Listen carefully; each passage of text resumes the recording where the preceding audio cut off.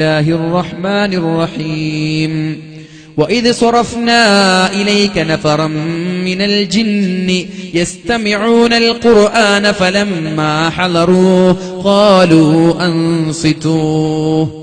ജിന്നുകളെ നബി തങ്ങളുടെ അടുത്തേക്ക് അല്ലാഹു അയക്കുകയാണ്. അല്ലാഹുവിന്റെ ഹബീബിന്റെ സമീപത്തേക്ക് എത്തിയപ്പോൾ നബി തങ്ങൾ ഖുർആൻ ഓതുന്നത് കേൾക്കാനിടയായി.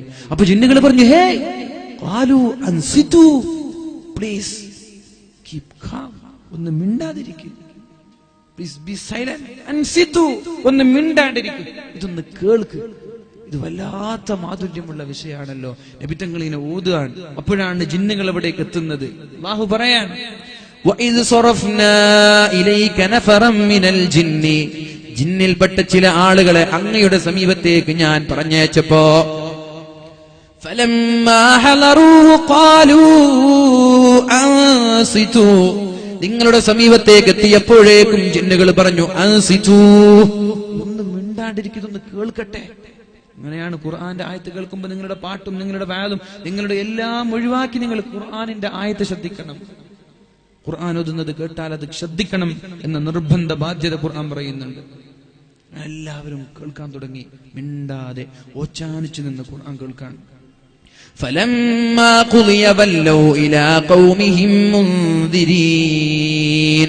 അല്ലാഹുവിന്റെ ഹബീബ് ഓതുന്നതൊന്ന് നിർത്തിയപ്പോ നേരെ തന്റെ കൂടെയുള്ള മറ്റുള്ള ജിന്നു വർഗത്തിന് മുന്നറിയിപ്പ് നൽകാൻ വേണ്ടി ജിന്നുകൾ ഓടിപ്പോവുകയാണ്. എന്നിട്ട് സമുദായത്തെ വിളിച്ചു നാട്ടുകാരെ ജിന്നുവർഗങ്ങളെയൊക്കെ ഒരുമിച്ച് കൂട്ടി. ഖാലൂ യാ ഖൗമനാ ഇന്നാ സമിഅനാ കിതാബൻ ഉൻസില മിൻ ബഅദി മൂസാ, മൂസാ നബി അലൈഹിസ്സലാമിന്റെ ശേഷം ഇറക്കപ്പെട്ട പരിശുദ്ധമായ ഖുർആനിന്റെ വാക്കുകൾ കേട്ടിട്ടാണ് ഞാൻ നിങ്ങളിലേക്ക് കടന്നു വരുന്നത് എന്ന് ജിന്നുകൾ മറ്റുള്ള ജിന്നുകളോട് പറഞ്ഞു കൊടുക്കുകയാണ്. എന്താണ് ഖുർആനിലുള്ളത്? മുസദ്ദിഖൻ ലിമാ ബൈന യദൈഹി, നിങ്ങൾക്ക് മുമ്പിലുള്ളതിനെ, മൂസാ നബി അലൈഹിസ്സലാമിന്റെ പേരിൽ ഇറക്കിയതിനെ വാസ്തവമായി അംഗീകരിച്ചുകൊണ്ടാണ് ഈ ഖുർആനിനെ അല്ലാഹു ഇറക്കുന്നത്. യഹ്ദീ ഇലൽ ഹഖ് വ ഇലാ ത്വരീഖിൻ മുസ്തഖീം, ചൊവ്വായ പാതയിലേക്ക്, സത്യത്തിന്റെ പാതയിലേക്ക്, വിജയത്തിന്റെ പാതയിലേക്ക്. ഇവിടെയാണ് വിജയം, ഇവിടെയാണ് സത്യം, ഇവിടെയാണ് നന്മ എന്ന് പറഞ്ഞിട്ട് പരിശുദ്ധമായ ഖുർആൻ നന്മയിലേക്ക് ക്ഷണിക്കുന്നുണ്ട് എന്ന് ജിന്നുവർഗങ്ങൾ നേരെ പോയി തന്റെ കൂട്ടാളികളോട് പറയുകയാണ്. എന്നിട്ട് അവരെ വിളിക്കുകയാണ്, യാ ഖൗമന, എന്റെ സമുദായമേ, ഓ ജിന്നുവർഗമേ, അജീബൂ ദാഇയല്ലാഹ്, അല്ലാഹുവിന്റെ വിളിയാളങ്ങൾക്ക് ഉത്തരം നൽകണേ. അല്ലാഹുവിന്റെ വിളിയാണ്. മുഹമ്മദ് നബിയിലൂടെ അല്ലാഹു വിളിക്കുകയാണ്, ഖുർആനിലൂടെ അല്ലാഹു വിളിക്കുകയാണ്. അജീബൂ ദാഇയല്ലാഹ്, അതുകൊണ്ട് അല്ലാഹുവിൽ വിശ്വസിച്ച് ഇസ്ലാമിലേക്ക് കടന്നു വരണം. അങ്ങനെ ഇസ്ലാമിലേക്ക് കടന്നു വന്നാലോ യഗ്ഫിർ ലക്കും മിൻ ദുനൂബിക്കും, നിങ്ങളുടെ പാപങ്ങൾ അല്ലാഹു പുറത്തു തരും. വയുജിറുക്കും മിൻ അദാബിൻ അലീം, വേദനാജനകമായ നരകത്തിന്റെ ശിക്ഷയിൽ നിന്ന് അല്ലാഹു നിങ്ങളെ സംരക്ഷിക്കുമെന്നും ജിന്ന് തന്റെ കൂടെയുള്ള ആളുകളോട് പറഞ്ഞു കൊടുക്കുന്ന രംഗം അല്ലാഹു പരിശുദ്ധമായ ഖുർആനിൽ പറയുന്നുണ്ട്. ഇനി ഇത് കേട്ടിട്ട് നന്നാവാൻ തീരുമാനിച്ചില്ല, നന്നാവാനുള്ള താല്പര്യമില്ലേ? അല്ലാഹു അവരെ കാണുന്നില്ല, അല്ലാഹു അവരെ ശ്രദ്ധിക്കുന്നില്ല എന്നൊരു ചിന്ത നിങ്ങൾക്ക് വേണ്ട.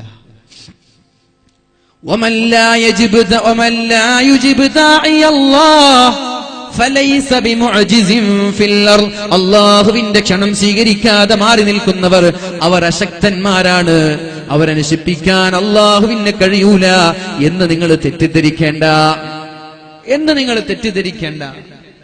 അല്ലാഹുവിന് കഴിയും, അല്ലാഹുവിന്റെ നിയന്ത്രണത്തിലാണ്. നിങ്ങൾ വിചാരിക്കും നമ്മൾ മുസ്ലിമീങ്ങളാണല്ലോ ഏറ്റവും കൂടുതൽ പരീക്ഷണം അനുഭവിക്കുന്നത്, അല്ലേ? മുസ്ലിമീങ്ങളാണല്ലോ ഏറ്റവും കൂടുതൽ പരീക്ഷണങ്ങൾ അനുഭവിക്കുന്നത്. കൊലപാതകങ്ങൾ മാസങ്ങളിൽ ഓരോന്നെന്ന രീതിയിൽ ഇവിടെ നടന്നുകൊണ്ടിരിക്കുകയാണ്. നമ്മളിങ്ങനെ സംയമനം പാലിക്കുകയാണ്. ചെറുപ്പക്കാരൊക്കെ ചോദിച്ചു തുടങ്ങി, പോരെ, ഇനിയും വേണോ ഈ സംയമനം? ചെറുപ്പക്കാരെ ചോദിക്കാൻ തുടങ്ങി. എന്റെ പൊന്നു ചെറുപ്പക്കാരാ, നമ്മുടെ ആയുധം സംയമനമാണ്, നമ്മുടെ സംസ്കാരവും സംയമനമാണ്.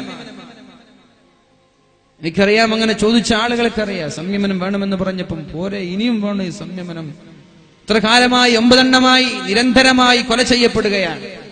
എന്തേ, ഇതൊന്നും അല്ലാഹു കാണുന്നില്ലേ, ഇതൊന്നും അല്ലാഹു ശ്രദ്ധിക്കുന്നില്ലേ എന്ന ഒരു ആലോചന ഉണ്ടാവരുത്. അല്ലാഹു പറയാണ്, ബിസ്മില്ലാഹിർ റഹ്മാനിർ റഹീം, അലിഫ് ലാം മീം അഹസിബൻ നാസു അൻ യുത്റകൂ അൻ യഖൂലൂ ആമന്നാ വഹും ലാ യുഫ്തനൂൻ. പൊന്നു മുഅ്മിനീങ്ങളെ, നിങ്ങൾ മുഅ്മിനാണ് എന്ന് പറഞ്ഞാൽ നിങ്ങൾക്കൊരു പരീക്ഷണം തരാതെ ഞാൻ നിങ്ങളെ വെറുതെ വിടുമെന്ന് നിങ്ങൾക്ക് തോന്നുന്നുണ്ടോ? ലോകത്തെവിടെ നോക്കിയാലും ആളുകളുടെ ചർച്ച മുസ്ലിമീങ്ങളാണ്. ഒരു മുസ്ലിം കൊല ചെയ്യപ്പെട്ടാൽ ചാനലുകൾക്ക് ചർച്ചയില്ല, അല്ലേ? ഒരു മുസ്ലിം കൊല ചെയ്യപ്പെട്ടാൽ പത്രക്കാർക്ക് വാർത്തയല്ല, ചാനലുകാർക്കത് വാർത്തയല്ല. രാത്രി ചർച്ചകൾ, അന്തിച്ചർച്ചകളില്ല. എന്നാൽ ഏതെങ്കിലും ഒരു കയ്യബദ്ധത്താൽ മുസ്ലിം ഒന്ന് കൊന്നാലോ പിന്നെ മാസങ്ങളോളം ചർച്ചകൾ. അത് യുആപ്പ ചുമത്തണം, കാപ്പ ചുമത്തണം, എന്തൊക്കെയുള്ള കോലാഹലങ്ങൾ. മുസ്ലിമീങ്ങൾ കൊല്ലപ്പെട്ടപ്പോലോ ഒരു പട്ടി കൊല്ലപ്പെട്ട പ്രശ്നം പോലുമില്ല. പട്ടികൾക്ക് വരെ സ്വൈരവിഹാരത്തോടെ സന്തോഷത്തോടെ ജീവിക്കാൻ പറ്റുന്ന നാട് ഇന്നൊരു മുസ്ലിമിന് ജീവിക്കാൻ പറ്റുന്നില്ല. ഇത് നമ്മൾ അനുഭവിക്കുന്ന പരീക്ഷണങ്ങളാണല്ലോ. അല്ല, അല്ലാഹു പറയാണ്, അഹസിബൻ നാസു അൻ യുത്റകൂ അൻ യഖൂലൂ ആമന്നാ. ഞാനൊരു മുഅ്മിനാണ്, ഞാനൊരു മുസ്ലിമാണ് എന്ന് പറഞ്ഞാൽ നിങ്ങളെ ഞാൻ വെറുതെ വിടുമെന്ന് നിങ്ങൾക്ക് തോന്നുന്നുണ്ടോ? അങ്ങനെ തോന്നുന്നുണ്ടോ? മുസ്ലിമായ പിന്നെ ഫുൾ ഫ്രീ ആയി ഞാൻ അങ്ങോട്ട് സ്വർഗത്തിൽ എത്തി തോന്നുന്നുണ്ടോ? ഇല്ല. വഹും ലാ യുഫ്തനൂൻ. ഒരു പരീക്ഷണം പോലും അനുഭവിക്കാതെ, പ്രാരാബ്ദങ്ങളില്ലാതെ, പ്രതിസന്ധികളില്ലാതെ നിങ്ങൾക്ക് സ്വർഗത്തിലേക്ക് എത്താൻ പറ്റുമെന്ന് നിങ്ങൾക്ക് തോന്നുന്നുണ്ടോ? വലഖദ് ഫതന്നല്ലദീന മിൻ ഖബ്ലിഹിം. നിങ്ങളെ മാത്രമല്ല നിങ്ങളെക്കാൾ മുമ്പുള്ളവരെയും ഞാൻ പരീക്ഷിച്ചിട്ടുണ്ട്. ഇത് പള്ളിയിൽ കയറി ഉസ്താദിനെ കൊന്നതാണ്. എന്നാൽ ഉസ്താദിനെക്കാളും വലിയ ആളാണ് അമ്പിയാക്കൾ. അമ്പിയാക്കളെ കൊന്നിട്ടില്ലേ? അമ്പിയാക്കളെ കൊന്നിട്ടില്ലേ? വലഖദ് ഫതന്നല്ലദീന മിൻ ഖബ്ലിഹിം. നിങ്ങൾക്ക് മുമ്പ് കഴിഞ്ഞു പോയ ആളുകളെ ഞാൻ പരീക്ഷിച്ചിട്ടുണ്ട്. എന്തിനാണ് ഈ പരീക്ഷണങ്ങൾ എന്നറിയോ? ഒരു കൊലപാതകം നടക്കുമ്പോൾ ആയുധങ്ങളുമായി ഇറങ്ങാൻ ഇസ്ലാം നിങ്ങൾക്ക് അനുവാദം തന്നിട്ടില്ല. ക്ഷമിക്കാനാണ് പറഞ്ഞത്.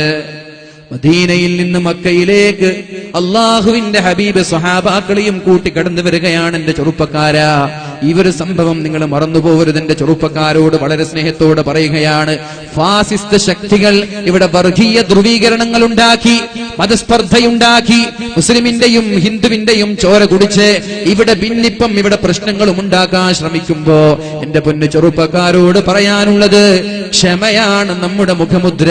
ക്ഷമിക്കാനാണ് പരിശുദ്ധ ദീൻ നമ്മോട് പഠിപ്പിച്ചത്. ഇതിനേക്കാളും വലുത്, ഇതിനേക്കാളും വലിയ പീഡനങ്ങളുടെ കഥകൾ, ഇതിനേക്കാളും വലിയ പരീക്ഷണങ്ങളുടെ നൂലാമാലകൾ അള്ളാഹുവിന്റെ ഹബീബും സ്വഹാബാക്കളും അനുഭവിച്ചിട്ടുണ്ട്.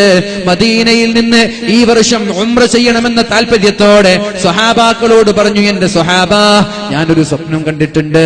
കഅബയിൽ ചെന്ന് ഉംറ ചെയ്യുന്ന സ്വപ്നം കണ്ടിട്ടുണ്ട്.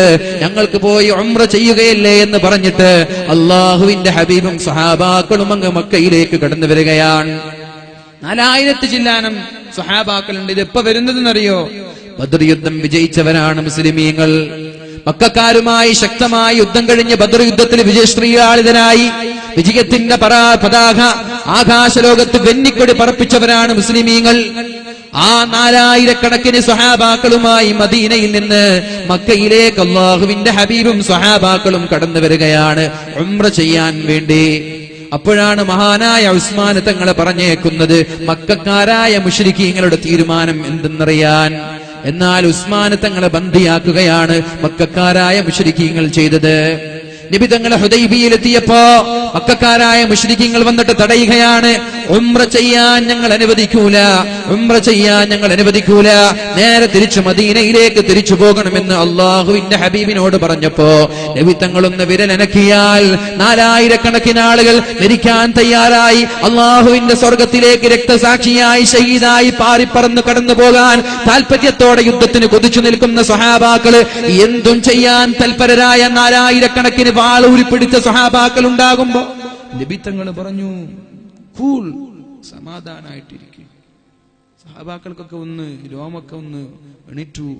അവർ പറഞ്ഞു, നബിയെ, യുദ്ധം ചെയ്യാൻ ഞങ്ങൾ യുദ്ധത്തിനാണെങ്കിൽ യുദ്ധത്തിന് തയ്യാറാണ്, ഉംറ ചെയ്യാൻ വന്നവരാണ് ഞങ്ങൾ, ഉംറ ചെയ്യാതെ തിരിച്ചു പോവില്ല, ഉംറ ചെയ്യാതെ തിരിച്ചു പോവില്ല. സഹിൽ എന്ന് പറയുന്ന ഒരാളെ സന്ധിക്ക് വേണ്ടി പറഞ്ഞേക്കുകയാണ്. സഹിൽ എന്ന് പേരുള്ള ഒരു മുശ്രിക്കിനെ നബി തങ്ങളുമായി സന്ധി ചെയ്യാൻ. എന്താണ് സന്ധി?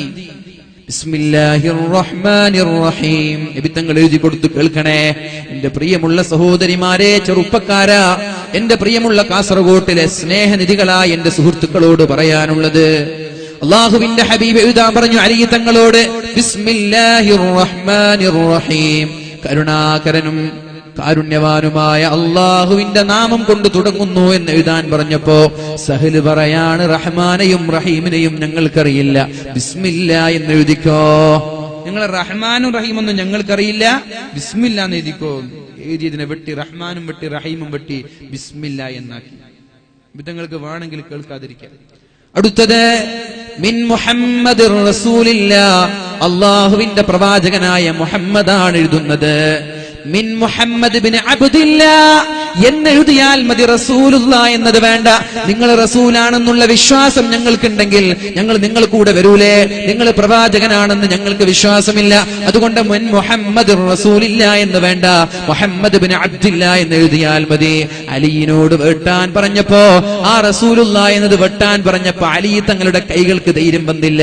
എങ്ങനെയാണ് റസൂലുള്ളാ എന്നൊരു പദം വെട്ടിപ്പോകുന്നത്? ഹബീബിനോട് സ്നേഹമുള്ള ഒരാൾക്ക് എങ്ങനെയാണ് റസൂലുള്ളാ എന്ന് പറഞ്ഞ വാക്കിന്റെ മുകളിൽ പേന കൊണ്ട് എഴുതാൻ പറ്റുന്നത്? അലി പറഞ്ഞു, നബിയെ എനിക്ക് പറ്റൂല, നബിയെ എനിക്ക് പറ്റൂല. അവസാനം അള്ളാഹുവിന്റെ ഹബീബ് നിർബന്ധിപ്പിച്ചപ്പോ മഹാനായ അലി തങ്ങൾക്ക് വെട്ടേണ്ടി വന്നു. എന്നിട്ട് തീരുമാനം എന്താ? മദീനയിൽ നിന്ന് മുസ്ലിമീങ്ങളായ ആളുകളിൽ നിന്ന് ആരെങ്കിലും മക്കയിലേക്ക് കടന്നു വന്നാൽ അവരെ ഞങ്ങൾ രണ്ട് കൈയും നീട്ടി സ്വീകരിക്കും. എന്നാൽ മക്കയിൽ നിന്ന് ആരെങ്കിലും മുസ്ലിമായി മദീനയിലേക്ക് വന്നാൽ നിങ്ങൾ അവരെ സ്വീകരിക്കാൻ പാടില്ല, പറഞ്ഞേക്കണം. കേൾക്കുന്നുണ്ടോ? അവിടെ സ്ക്രീൻ ഉണ്ടോ? അതെല്ലാരും അങ്ങോട്ട് നോക്കുന്നല്ലേ? ഞാൻ വിചാരിക്കും എന്താ എല്ലാരും അങ്ങോട്ട് നോക്കുന്നത്. മദീനയിൽ നിന്ന് ആരെങ്കിലും ഇസ്ലാമിൽ നിന്ന് പിന്മാറി മക്കയിലേക്ക് കടന്നു വന്നാൽ അവരെ സ്വീകരിക്കും, ഞങ്ങൾ അവരെ കൈയും നീട്ടി സ്വീകരിക്കും. എന്നാൽ മക്കയിൽ നിന്ന് ആരെങ്കിലും ഇസ്ലാമിലേക്ക് കടന്നു വന്നാൽ അവരെ നിങ്ങൾ സ്വീകരിക്കാൻ പാടില്ല. ഒപ്പുവെക്ക്. ഒപ്പ് ചെയ്തു. നിങ്ങൾ ആലോചിച്ച്, ഇങ്ങനെ ഒരു ഒപ്പിന് നിങ്ങൾ തയ്യാറാവോ? നബി തങ്ങൾ തയ്യാറാവാണ്. കുഴപ്പമില്ല, മുസ്ലിമായിട്ട് വന്നവരെ ഞങ്ങൾ സ്വീകരിക്കൂല, എന്നാൽ ഞങ്ങൾ ആളിൽ നിന്ന് വന്നാൽ നിങ്ങൾ സ്വീകരിച്ചോളി. ഒപ്പിട്ട് കൊടുത്തു. പിന്നെ അടുത്ത വാഗ്ദാനം, 10 വർഷത്തോളം ഉംറ ചെയ്യാൻ നിങ്ങൾ വരാൻ പാടില്ല. 10 വർഷക്കാലം മദീനയിൽ നിന്ന് മക്കയിലേക്ക് വരാൻ പാടില്ല. വീണ്ടും ഒപ്പ് ചെയ്തു, ഒപ്പ് വെച്ചു കൊടുത്തു. അപ്പോഴാണ് സഹിൽ എന്ന് പറയുന്ന ഒപ്പ് വെക്കുന്ന സന്ധി ചെയ്യുന്ന ഒരാളുടെ ആ സഹോദരന്റെ മകൻ ഇസ്ലാം സ്വീകരിച്ച് ഹബീബിന്റെ സമീപത്തേക്ക് കടന്നു വരുന്നത്. കൈകാലുകളിൽ ചങ്ങലയുണ്ട്. അബൂജന്തൽ റളിയല്ലാഹു അൻഹു, അദ്ദേഹത്തിന്റെ കൈകളിൽ ചങ്ങലക്കെട്ടുകളുണ്ട്.